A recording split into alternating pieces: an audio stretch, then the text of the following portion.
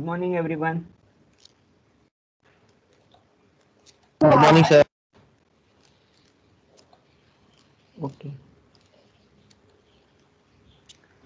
So last time we are seeing the divisibility. We say that integer n divides an integer d, that is d divides n if there exists integer k belongs to z such that n can be written as d into k. Similarly, we can say that d does not divide n. This notation is used for does not divide. So we write d does not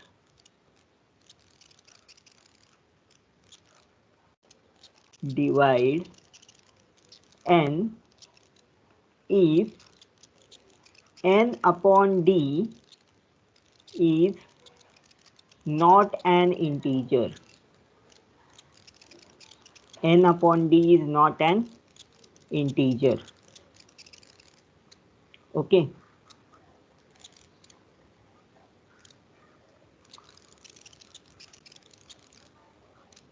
Okay. So can you tell me whether 2 divides 23?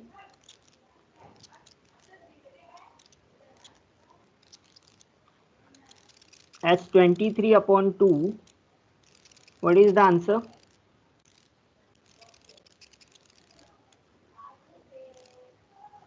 11.5 is not an integer,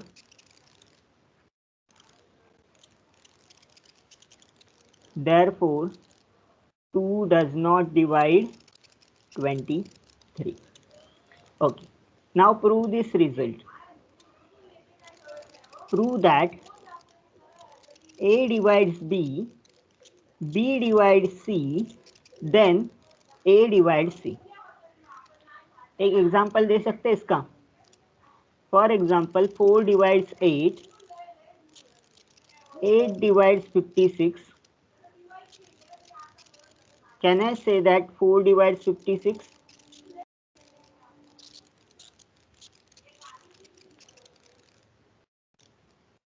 Think and answer. Can I say that 4 divides 56?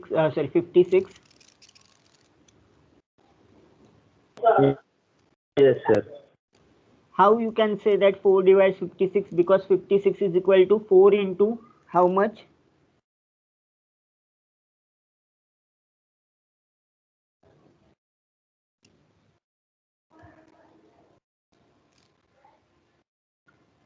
(56) is equal to 4 into how much? 14.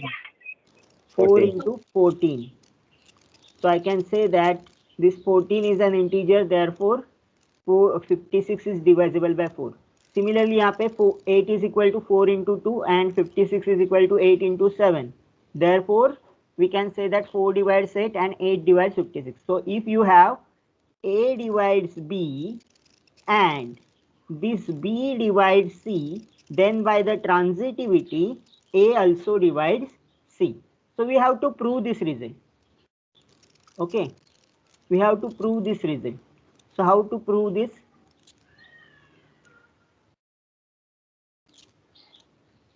क्या क्या दिया हुआ है इसमें? We have given A divides B and B divides C. जब भी आपको prove करने के लिए if and then का स्टेटमेंट होगा तो आपको क्या लेना है? if पार्ट जो होता है वो आपका गिवन रहता है और ये जो पार्ट रहता है देन के बाद इसको आपको प्रूव करना रहता है. We have to prove that A divides C. What we have given? We have given A divides B and B divides C. This is the additional information. A B C का value क्या होगा? Integer होगा.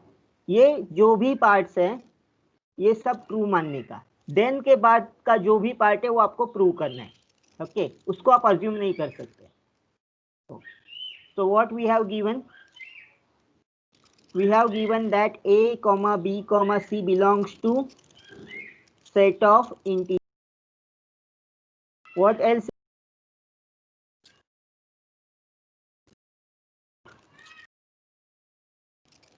there exists integer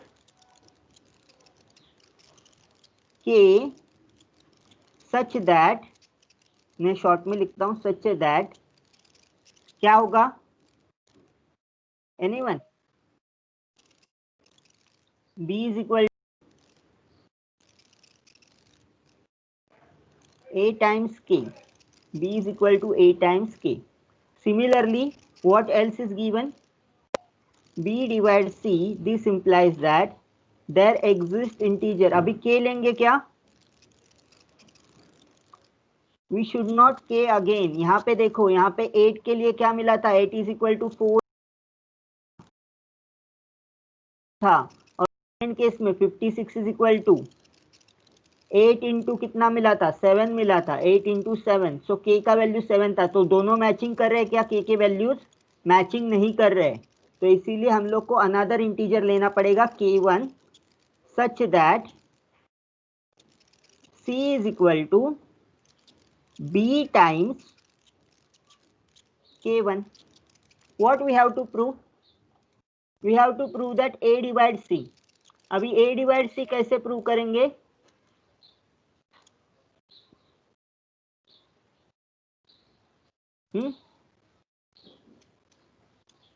How to prove that a divides c?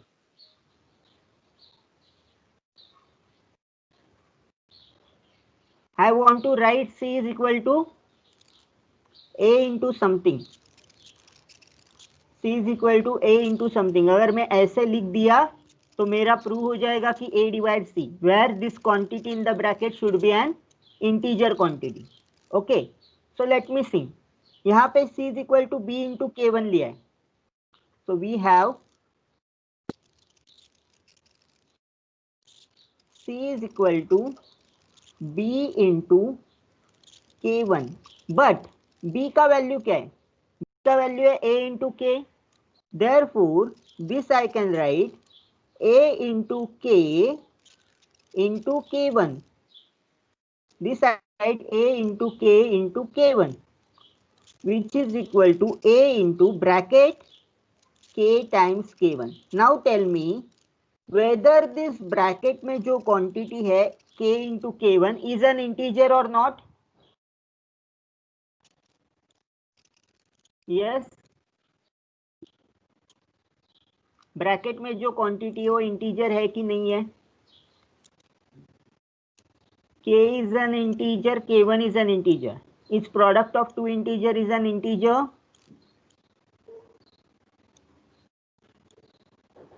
Anyone?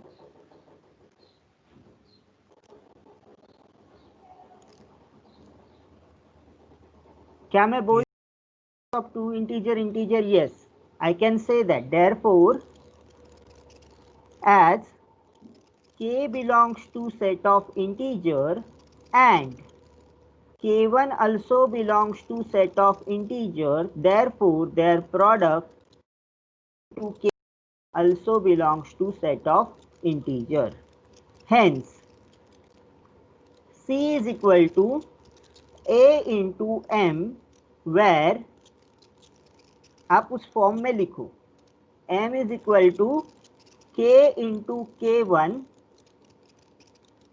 belongs to set of integer, therefore a divides c. So we have a divide b, we have b divide c, we have proved that a divides c by the definition, okay. Now next is very important theorem. ये क्या बोल रहा है कि कोई भी positive integer which is greater than 1 will have the prime divisor. आप कोई भी नंबर ले लो, आपका फेवरेट नंबर ले लो. Let's take the number 105. Can I say that there exists some prime number which divides this number? What are the divisor of 105? 5, 5, 7. Okay, so there are prime numbers which are dividing this particular number 105. That's we want to show. Also 3 is also dividing the number. Okay, you can get the multiple number. For example, 5 into 3, 15 also divides, 21 also divides. So this list is continued till 105. Okay, but what is the property? This property क्या बोलती है? कोई भी real number ले लो, sorry कोई भी integer ले लो, वो नंबर अगर 1 से बड़ा है तो उसका कोई ना कोई प्राइम डिवाइजर होगा. That means this property can be also stated that कि कोई भी इंटीजर का प्राइम नंबर का डिवाइजर होगा. एक तो कोई प्राइम नंबर होगा जो उसको डिवाइड करेगा. फॉर एग्जांपल अगर वो खुद प्राइम है तो क्या होगा? If suppose I take n is equal to 5, n is equal to 5, can I get the prime divisor? I will get the prime divisor because every number divides itself. 5 divides 5, therefore I can get that this 5 has a prime divisor, namely 5. What about n is equal to 7? Prime divisor क्या होगा इसका? 7 divide 7.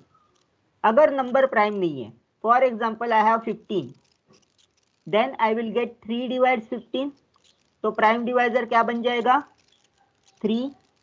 5 divide 15, so 5 will also become a prime divisor. So कोई भी number लो, वो either prime हो या composite हो, उसको आपको एक तो प्राइम नंबर का डिवाइजर मिलेगा. एक तो कोई डिवाइजर ऐसा मिलेगा जो प्राइम नंबर है. तो इसको कैसे प्रूव करें? How to prove this? इसका बहुत ही इंटरेस्टिंग प्रूफ है.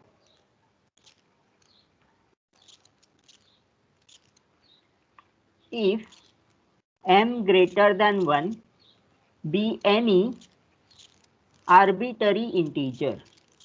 आर्बिटरी वर्ड इंपॉर्टेंट है. आर्बिटरी इंटीजर, कोई भी एक इंटीजर उठाया.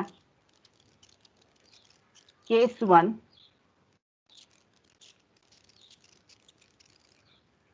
if m is prime,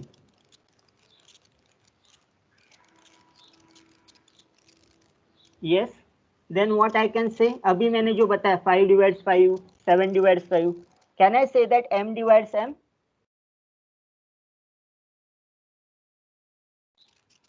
Then m divides m, and we get that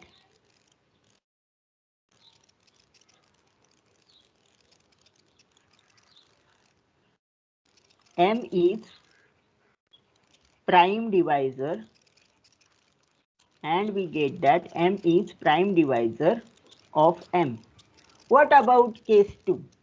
अगर ये केस यहाँ पे अपना प्रूफ खत्म हो जाता है. अगर m प्राइम है तो यहाँ पे खत्म हो जाए, क्योंकि हमने देखा दिया कि एक कोई तो प्राइम डिवाइजर मिल गया.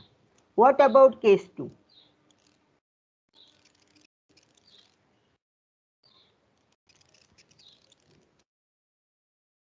If m is not prime, अगर वो प्राइम नंबर नहीं है, then what will happen? What is the definition of not prime number?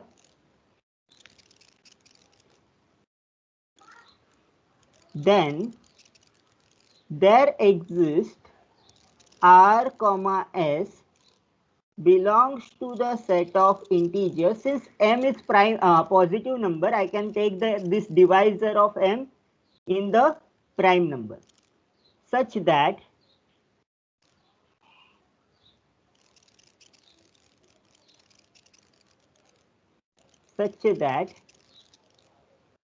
m is equal to r into s, and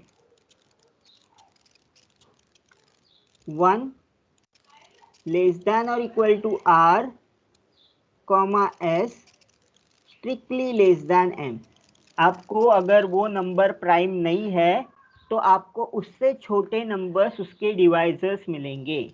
for example, if I take 105 for example, I can write this as, ठीक है, इतना अच्छा example नहीं लेते हैं.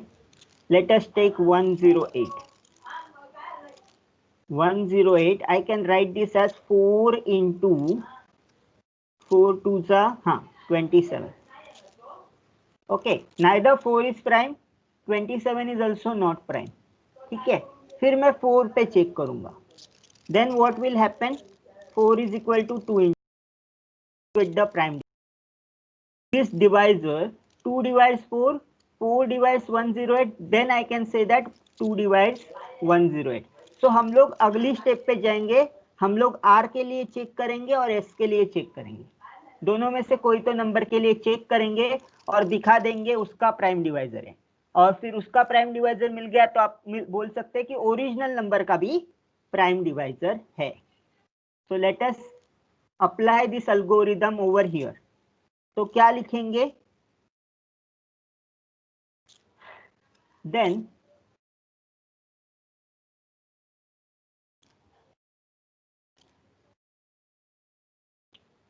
इसको बोलते हैं constructive proof. If either r और s is prime, then we are through. Through का मतलब है कि हम लोग को डिवाइजर मिल गया, प्राइम डिवाइजर मिल गया। अगर आर एस दोनों में से कोई भी नंबर प्राइम है तो we can get through this particular thing. Otherwise अगर आर और एस दोनों प्राइम नहीं है तो हम क्या मिलेंगे, there exist R1 and S1 such that R1 and S1 such that R is equal to R1 into S1, and यहाँ पे क्या होगा, 1 लेस देन और equal to R1, strictly less than or equal to R. If R1 is prime, then R1 अगर prime है then we are through. क्यों, we are through as R1 divides R and R divides M implies that R1 also divide M and R1 is prime. अगर ये नहीं हुआ तो क्या होगा, R1 भी प्राइम नहीं है तो क्या करेंगे हम लोग,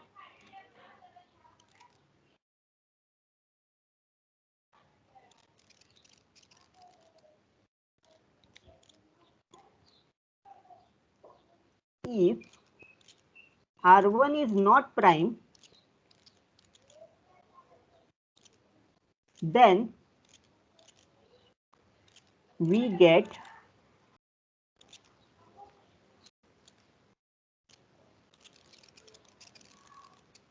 will repeat procedure so that 1 less than Rn, strictly less than Rn minus 1, strictly less than up to R1, less than R, less than M. Okay, 1 less than और equal to Rn less than strictly less than Rn minus 1, मतलब हमको ये process को repeat करना है। R के बाद R1 S1, R1 के डिवाइजर होंगे R2 S2 and so on. This process stops, this process, ये स्टेटमेंट बहुत इंपॉर्टेंट है। अगर ये प्रोसेस इन्फिनाइट चल रहेगी तो हम लोग इसका प्रूफ नहीं बोल सकते। This process stop after n steps, after n steps, as all Ri's are between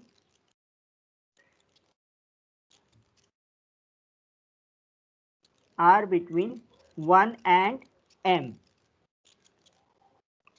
Hence, we get Rn is prime after finite step, after finite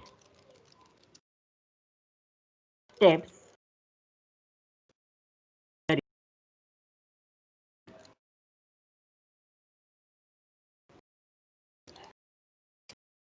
do, मैं आपको एक शॉर्ट में बता देता हूं कि हम लोग को कोई भी बड़ा नंबर दिया रहेगा.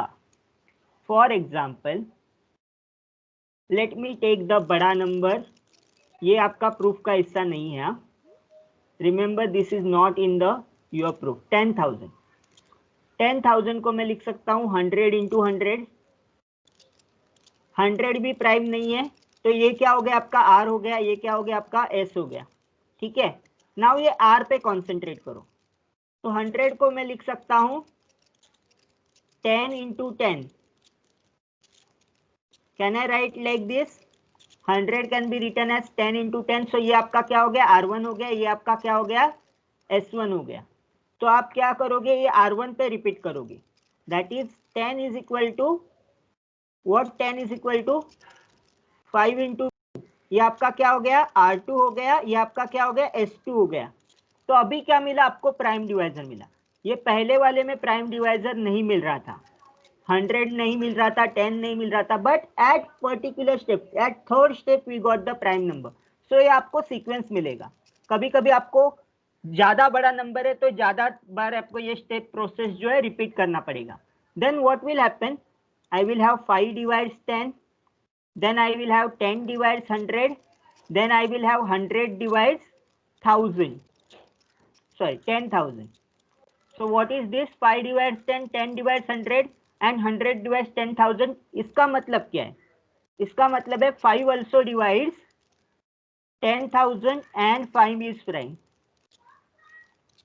So ये आपको अल्गोरिदम दे रहा है कि आपको कैसे at the some finite step आपको कैसे एक प्राइम नंबर डिवाइजर मिलेगा. So this is very important and basic theorem in discrete mathematics, that every integer will have the prime divisor. Every integer will have the prime divisor. और अभी जो हम it's called fundamental theorem of arithmetic. Fundamental theorem of arithmetic का मतलब है वो बहुत ही फंडामेंटल है. As the name suggest it is very fundamental. That what does this mean? कि यहाँ पे मिल रहा है कि प्राइम नंबर्स मिल रहे हैं. यहाँ पे क्या बोल रहे हैं पता है?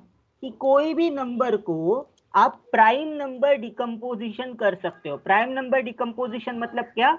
P1 raise to E1, P2 raise to E2, P3 raise to E3, pk raise to ek. कोई भी आप नंबर ले लो, उसको आप इस फॉर्मेट में लिख सकते हो. P1 raise to E1, P2 raise to E2, P3 raise to E3, pk. For example अभी मैंने आपको इसका एग्जाम्पल दिया 10,000 का. अभी 10,000 को प्राइम नंबर इस फॉर्मेट में कैसे लिख सकते हैं हम लोग? तो लेट अस सी 10,000 2 से डिवाइड करो, क्या होता है? 2 इंटू 5,000. फिर से 2 से डिवाइड करो, 2 इंटू 2 इंटू व्हाट इज 5,000 को डिवाइड करेंगे तो 2,500. Again divide 2 into 2 into 2 into 1,250. हाँ, फिर से डिवाइड करो 2 से, 2 इंटू 2 इंटू 2 इंटू 2 इंटू क्या होगा ये 625. अभी 625 को 2 से डिवाइड नहीं कर सकते तो क्या करेंगे? ये अभी 4 बार आ गया तो I will write 2 raise to 4 into 625 को कौन सा प्राइम नंबर डिवाइड करता है? देखो 3 डिवाइड करता है क्या? 3 2 जा 6, फिर 3 0, 3 8 जा 24. So one remainder is remaining. So 3 is not 5. So I will write 5 into 125. Again 5 से डिवाइड करते जब तक आपको डिवाइजर मिलते. 5 इंटू 125 को कैसे लिखेंगे? 5 इंटू 25. और finally It is 2 raised to 4 into 5 into 5 into 5 into 5. So finally you can write 2 raised to 4 into 5 raised to 4. Can I say that this is in this format? Prime 1 raised to some power, prime 2 raised to some power. Can मैं इसको बोल सकता हूँ कि it is written in that format? This is P1, P1 prime है, 2 prime है, 5 भी prime है. Yes or no? Yes, sir. So what does unique factorization integer theorem says कि कोई भी integer, positive integer हम लोग प्राइम नंबर्स के फैक्टर्स में लिख सकते हैं. कोई भी इंटीजर हम लोग प्राइम नंबर्स के फैक्टर में लिख सकते हैं. सो लेट अस सी 1176. सेम प्रोसेस रिपीट करो.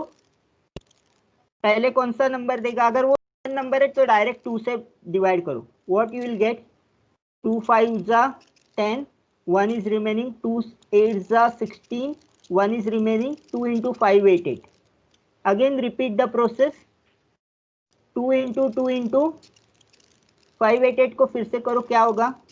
2 2 जा 4, 1 8, 2 9 जा 18, 0. So 8 remaining, 2 4 जा this. So this can be written as 2 into 2 into 2 into, tell me the factorization. 1, 9 को 4, 14 का 7. Yes. What is this then? 2 into 2 into 2. अभी 2 से डिवाइड नहीं करेंगे आगे. ये नंबर किससे डिवाइड होता है? 3 से डिवाइड होता है. 3 into 3 3 जा 9, 3 4 जा 12, 4 27, 49. So it is 2 into 2 into 2 into 3 into 7 into 7.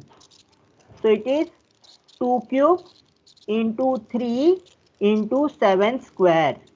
So 1176 can be written as prime numbers decomposition as 2 cube into 3 raised to 1 into 7 square.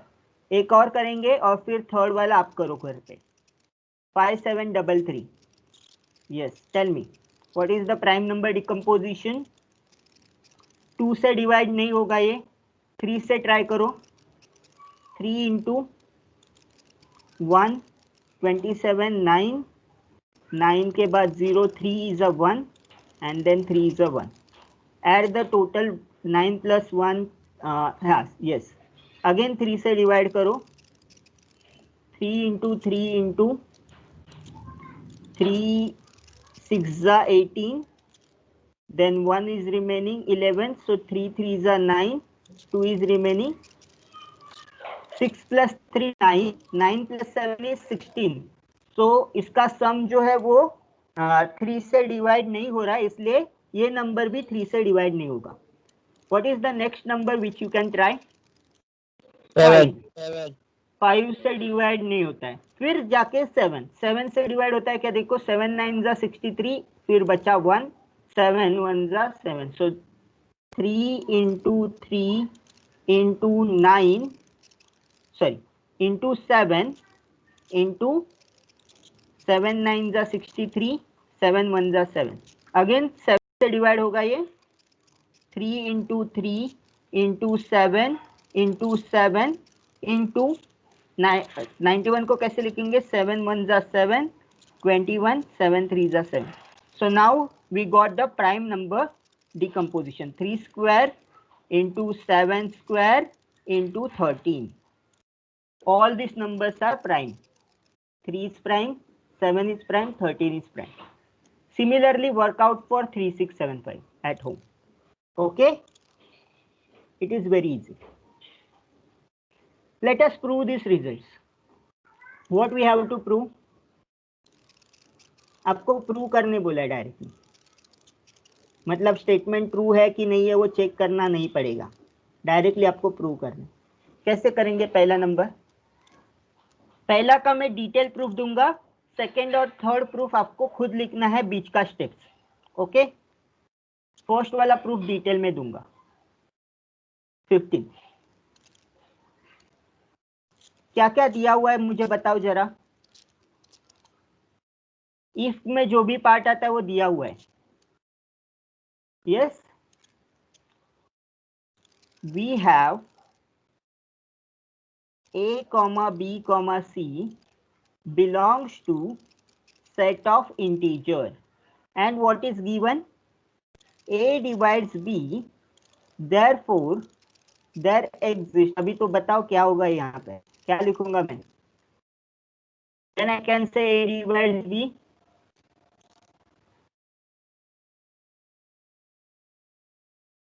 कोई तो बोलो, फटाफट बोलो, क्या है डेफिनेशन डिविजिबिलिटी का?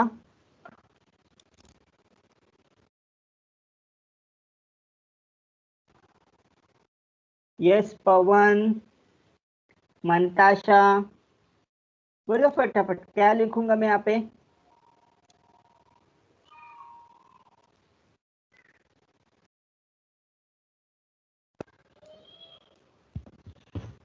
ट्वेंटी स्टूडेंट्स आर देयर, एक को भी नहीं आ रहा है? क्या लिखता हूं मैं अगर a डिवाइड्स b करता है तो? You have to write each and every proof like this. There exists integer k. हाँ, there exists integer k such that क्या होता है? b is equal to a times k. Then what we have given? a divides c भी दिया है, a divide c दिया है, therefore क्या लिखूंगा मैं? there exists integer k1 such that, हाँ अभी थोड़ा लेट रिस्पॉन्स दिया आपने, अभी c is equal to b times k1। अभी मुझे क्या प्रूव करना है? a divides b plus c। तो पहले मैं लिखूंगा, क्या करूंगा मैं? b प्लस c दोनों को ऐड करूंगा। सो b प्लस c क्या होगा?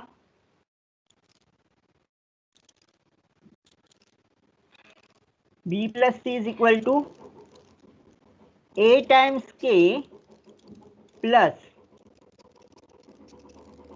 सॉरी a डिवाइड c है ना, तो it is a times k1, a times k plus a times k1 which is equal to, a common निकाला तो क्या मिलेगा? k plus k1। ठीक है, फिर क्या होगा?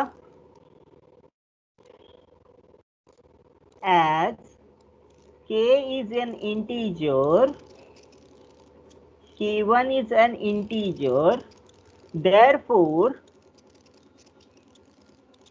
say I will write this as k2 which is equal to k1 plus, sorry k2 के जगह पे m ही लिख देता हूं तो इजी होता है अंडरस्टैंडिंग के लिए।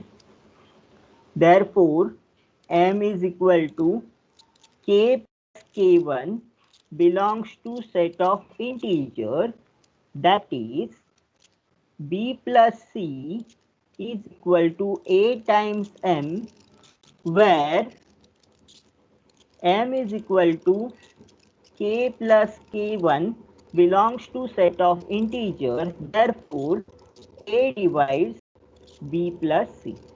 Can I write the same thing for b minus c? 16 का मैं क्या लिखूंगा? ये दो चीज तो कॉमन रहेंगी, ऊपर का जो भी पार्ट है वो कॉमन रहेगा, first three lines. What is next line? I will write b is equal to a k minus a k1. What is the difference between the proof? Which is equal to a times k minus k1. यहाँ पे क्या लिखूंगा? As k belongs to set of integers, k1 belongs to set of integer, therefore k minus k1 belongs to set of integer. Therefore b minus c को क्या लिखूंगा? b minus c is equal to a times m, where m is equal to k minus k1 belongs to set of integer, therefore b minus c मैंने दो integer का product लिखा है, इसीलिए a divide b minus c. So what does this two property says? If a divides b, a divides c, then a divides b plus c. also A divides B minus C. Okay. What about the 17th one? फटाफट बोलो, मैं यहाँ पे prove नहीं कर रहा हूँ 17th one, मैं सिर्फ आपको आइडिया दे रहा हूँ कि कैसे प्रूव करना है. क्या लिखोगे आप? A divide C. C is equal to A times K, where K belongs to set of integer. D is equal to B times K1, where K1 belongs to the set of integer. Therefore C into D. C into D को क्या लिखोगे? A times K1 into B times, sorry, A times K into B times K1, which is equal to A into B into K into K1. Now tell me whether this bracket is an integer or not. As K belongs to the set of integer, K1 belongs to the set of integer. Therefore, can I say product K into K1 belongs to set of integer? Yes, I can say this. Therefore, CD is equal to AB into M, where क्या लिखूंगा? M is equal to K into K1 belongs to set of integer. Therefore, AB divides CD. AB divides CD. So if A divides C, B divides D, then AB divides CD. Okay, understood this proof? सब में ये part common रहेगा. We have whatever we have, that is integers ABC. A divides C का मतलब लिखो क्या है कि there exists integer K such that this happen. B divides D मतलब क्या है? D is equal to B into K1 where K1 belongs to Z. Then CD का वैल्यू कंप्यूट करो. प्रूफ्स एकदम इजी है, प्रूफ्स एकदम इजी, इतना tough नहीं है. Okay okay, that's it. We will go to the next page. This is very important theorem. Important theorem in the sense ये बहुत ही यूजफुल है. बहुत सारे आपका आईपी का जो लॉजिक है वो आपको इससे समझेगा कि quotient remainder theorem. What does it says? Given any integers n and d, there exists unique integer q and r such that n is equal to dq plus r, where 0 less than or equal to r less than or equal to d. What does this mean? Let me give you एकदम simple सा example. Let me take n is equal to 10 and say d is equal to 3. Okay. I want to find the values of q and r. What I will do? I will write 3 divides 10. आप क्या करो? ये d से n को divide करो. What will happen? 3 3s are 9 minus 1. Okay. So ये जो value है ये this is your value of Q. Q stands for quotient. Q stand for quotient. R stand for remainder. R stands for remainder. What is remainder over here? Remainder is 1. One. So I can write 10 is equal to 3 into 3 plus 1. So ये आपका हो गया Q, ये आपका हो गया R, ये आपका हो गया D. D is a divisor, N is your given integer. N is given integer, D is divisor, Q is quotient, R is remainder. Understood? एकदम सिंपल लॉजिक है. आपको सिंपली डिवीजन परफॉर्म करना है, बाकी कुछ नहीं करना है. क्या करना है आपको? परफॉर्म डिवीजन परफॉर्म करना है. n is equal to dq plus r. q and r का वैल्यू फाइंड करना है. Okay, now we will take some complicated example when this is negative or d is greater than n. तब क्या करें? we will see. क्या property satisfy करना चाहिए? r का वैल्यू जो है 0 एंड डी के बीच में होना चाहिए। सो यहाँ पे डी का वैल्यू 3 था, सो आर जो वैल्यू मिला आपको 1, वो कितना होना चाहिए, 0 से लेके 3 तक, मतलब 0 हो सकता है, 1 हो सकता है, 2 हो सकता है, 0 1 2, that is the possibility. Okay, when remainder is 0, then I will write n is equal to D Q, we can say that d divides n। Understood ये डिविजिबिलिटी कैसे दिखाने का? When remainder is equal to 0, we No, say sir. that d is divided n. What about this? A में क्या दिया है? n is 54, d is 4. Write down. Yes, tell me what is that? 4 ones are 4, 14, 4 threes are 12. Subtract करो. Therefore, what I can write? 54 is equal to 4 into 13 plus 2. Therefore, what is the value of q? Q is equal to 13 and R is equal to 2. Can you get this point? A का part मिला आपको? Yes. What about B part? अबे -54 है। I know that 54 मैं positive में लूंगा, positive में मुझे ये मिला। Is this okay? किसी को इसमें डाउट है तो बचपन से सीख रहे हैं हम लोग डिवीजन कैसे करना है, इसमें किसी को डाउट नहीं होना चाहिए। Yes or no? Yes, sir. Okay, अभी आपका n का वैल्यू क्या है, -54 है, d का वैल्यू क्या है, 4 है, राइट। मेरे को क्या मिला था अर्लियर केस में, उसका पॉजिटिव वैल्यू लेने का, सिंपली बोल रहा हूं कि आपको उसका पॉजिटिव वैल्यू लेना है। 54 is equal to 4 into 13 plus 2, but अभी आपको लेफ्ट हैंड साइड में क्या है, निगेटिव चाहिए, तो मैं -1 से मल्टीप्लाई करता हूँ। So -54 is equal to -4 into 13 plus 2 का क्या हो जाएगा, -2 हो जाएगा। Is this okay?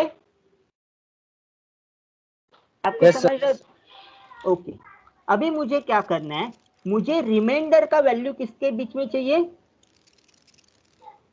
0 to d के बीच में चाहिए। आई वॉन्ट 0 लेस देन और equal to r less than और इक्वल टू d। या -2 दिख रहा है क्या उसमें? कहने से -2 इज बिटवीन 0 एंड 4।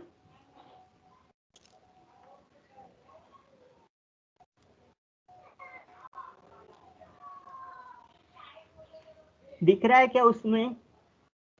नहीं दिख रहा है ना। आपको पॉजिटिव वैल्यू चाहिए, r का वैल्यू पॉजिटिव होना चाहिए या फिर 0 होना चाहिए। तो ये निगेटिव नंबर कुछ काम का नहीं है, तो निगेटिव नंबर को हम एडजस्ट करेंगे। कैसे एडजस्ट करते हैं देखते हैं। दिस इज -4 इंटू 13, सिंस यहाँ से 4 कॉमन निकाल सकते हैं तो मैं यहाँ से भी 4 कॉमन निकालूंगा, plus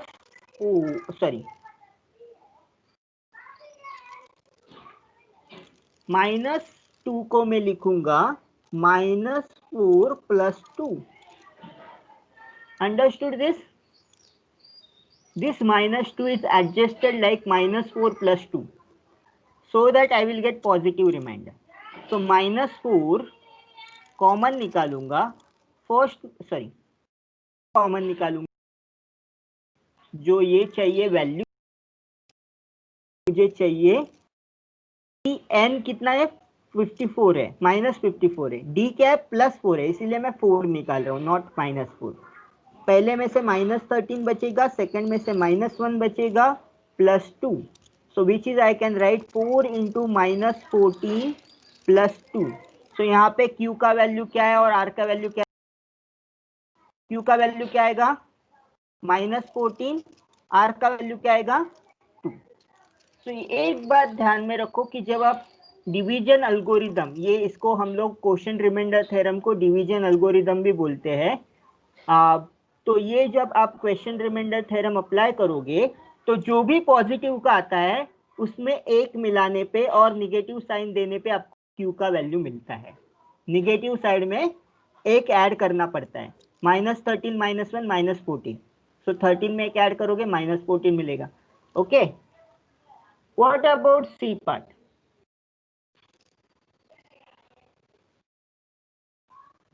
what about C part? थोड़ा बढ़ा दे।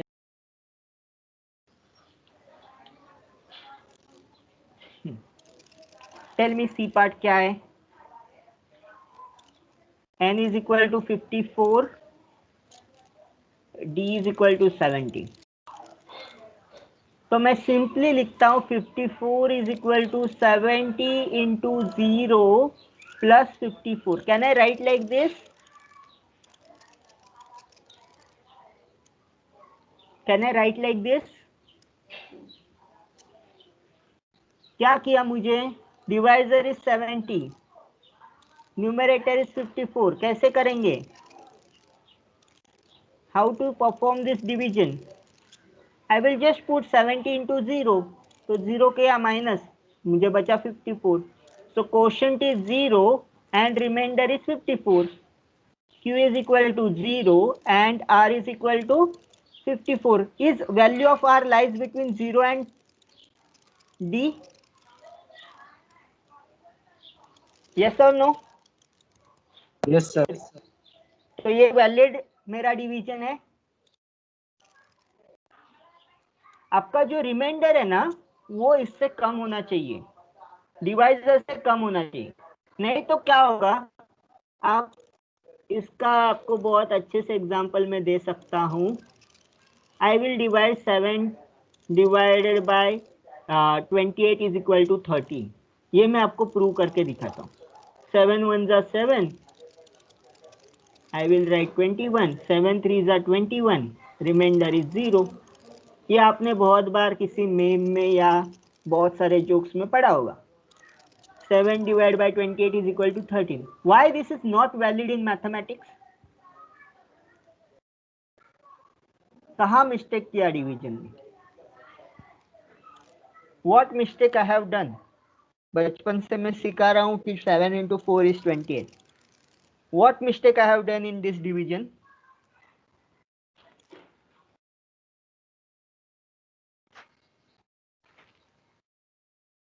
Think and tell me the answer.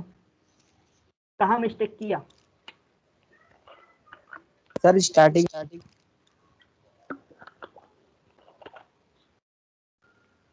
Starting में मिस्टेक किया। यहाँ पे क्यों मिस्टेक किया? क्या मिस्टेक किया कि मैं हाईएस्ट नंबर देख रहा हूँ कि 7 के इसमें जो 28 को डिवाइड करेगा। Is 7 is the highest number which divide 28? No. 7 1 जा 7, 7 2 जा 14, 7 3 जा 21 and 7 4 जा 28. 28 is the highest number which I can subtract. I have not taken the highest number over here. इसीलिए ये जो कैलकुलेशन है वो रॉन्ग है।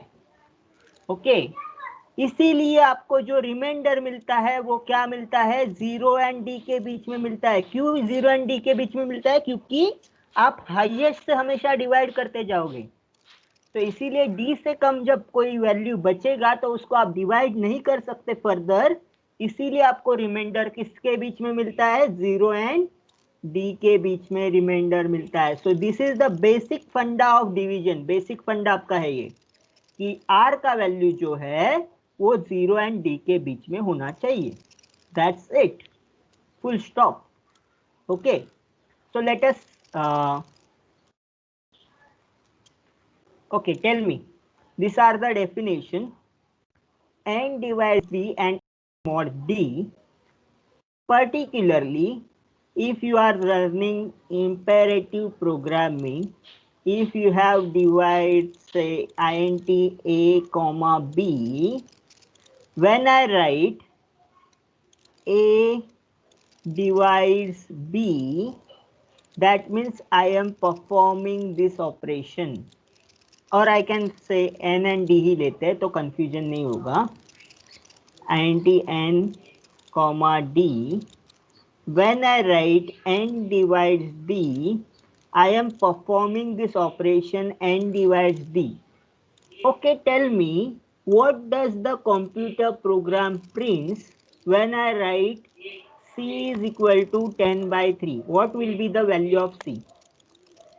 इतना ही ब्लॉक लिख रहा हूँ। int c डिफाइन किया, c is equal to 10 by 3 लिखा, what will be the value of c?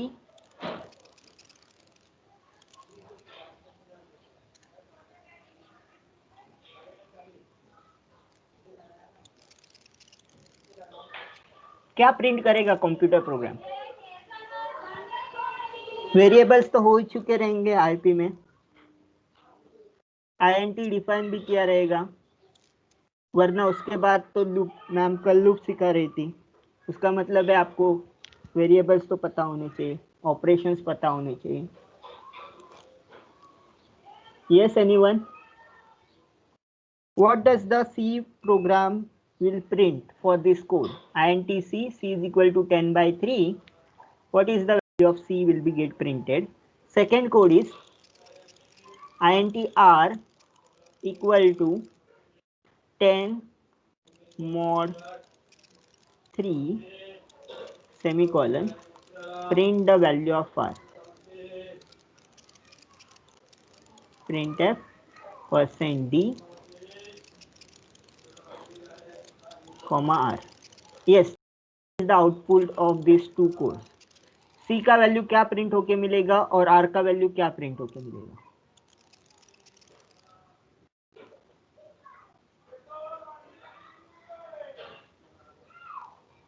What is the 10 by 3? What is the value, actual value?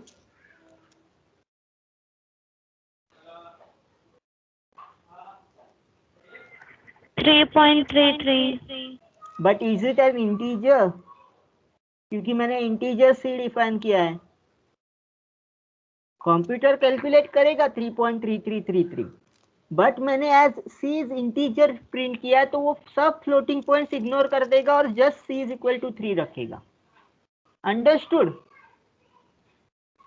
जो वैल्यू आ रहा है 3.33, उसमें से वो जो फ्लोटिंग पॉइंट का आगे का पार्ट है, डेसिमल पॉइंट का आगे का पार्ट है, वो इग्नोर कर देगा compiler. C compiler will ignore because I have defined integer. Therefore, C value will be printed. And when I perform this operation, this modulo operation क्या होता है? It will print the remainder. What is the value will get printed? Value will get printed 1, क्योंकि जब मैं 10 को divide करता हूँ 3 से, what is the remainder? 1. तो ऑपरेटर्स तो सिखाए होंगे मैम ने, division, addition, multiplication. So same way logic यहाँ पे अप्लाई होता है। So when I write n divides d, it will print the quotient. कोई भी आप ले लो, say 100 by 51. What will be the printed by the computer? When I perform this operation in integers, what will be printed? What is the value?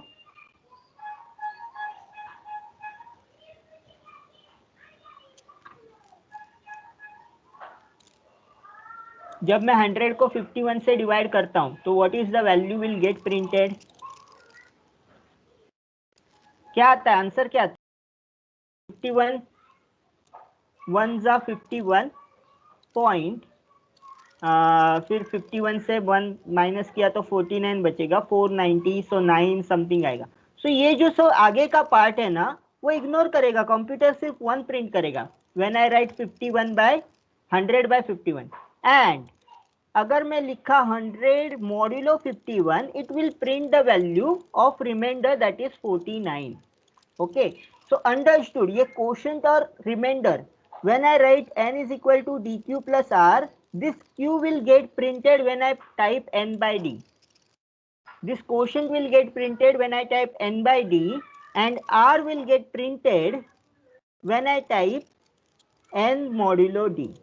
So when you define this particular thing, division, quotient remainder theorem in C programming, you will perform like this. If you want to get value of q, you will tell the computer to print the value of n divided by d. Define all this integer, n, d, q, r, all the integers define karo. When I perform this operation, if I want the value of q, I will write the code q is equal to n by d semicolon. R modulo d, I will set semicolon. Understood this logic? अरे फटाफट बोलो। Yes, sir. Yes. Okay, so when I want quotient in C program, I will write n divided by d. When I want remainder in C program, I will perform n mod d or n percentage d. Percentage is operator for getting modulus value. Okay, compute 32 divide by 9 and 32 mod 9. कैसे करोगे ये? Again perform division algorithm. 9 divided by 32. Tell me. 9 3s are 27. Therefore, 32 is equal to 9 into 3 plus 5. Can I write like this? Yes. So n is equal to 32, d is equal to 9, q is equal to 3, r is equal to 5. Therefore, n divide d, which is equal to 32 divides 9, which equal to q. What is the value of q? 3. और आप क्या कर सकते हो? दूसरा एक तरीका क्या है, 32 by 9 is equal to 3 point. आप वैल्यू निकालो कैलकुलेटर से. Therefore n divided d is equal to 3. उसका जो डेसिमल पॉइंट है वो इग्नोर करो. 9 3 जा 27, 50 बचेगा. 9 4 जा 9 5 जा 45. So 3.555 will get repeated. So उसका वैल्यू जो डेसिमल पॉइंट का आगे और जो रिमाइंडर वैल्यू है वो मॉड में जाएगा. n mod d equal to 32 mod. उसका आंसर क्या होता है? n mod d का आंसर होता है r. So what is the division algorithm says? n divide d is equal to q, n mod d is equal to r if you write n is equal to dq plus r. So सबसे पहले division करो, q and r का value find करो और फिर mod का answer लिखो. So what is n divide d? 32 divide d is equal to 3, 32 mod d is equal to 5. So ये 3 जाएगा डिवीजन में, ये 5 जाएगा मॉड में. Okay, understood this process? Yes, sir. Easy है division operation and modulus operation. Yes, yes or no? Sir. Okay, so let's stop here. Tomorrow I will conduct that practical session of Scilab. ठीक है, उसका जो भी theory रहेगा मैं उसी में सिखाऊंगा और try to cover maximum programs possible in less time. So what I will do, मैं आपको वो जो सब कोड फाइल्स है वो दे दूंगा आपको कि क्या कोड आपको टाइप करना है. तो आप वो साइलैब जो सिस्टम में इंस्टॉल करके रखो, अगर आपके पास ये है, लैपटॉप है या पीसी है. अगर नहीं है तो कोई प्रॉब्लम नहीं है. You can just watch. It is not that difficult, it is very easy. आपको लगेगा कि ये साइलैब जो है वो सी से भी इजी है. ओके, तो इतना टेंशन लेने की जरूरत नहीं है. वो सब वेरिएबल सब सब सब सब वहीं पे यूज होता है, सी जैसे ही है. ठीक है, so don't worry, you will get it. You will have to run through the syllabus, क्योंकि हमारा यूनिट 2 ही चल रहा है. अपने को 31 दिसंबर तक सब कवर करना है. So I will do the fast, फटाफट करेंगे. ठीक है, so let us stop here. Thank you everyone. You can join the next lecture.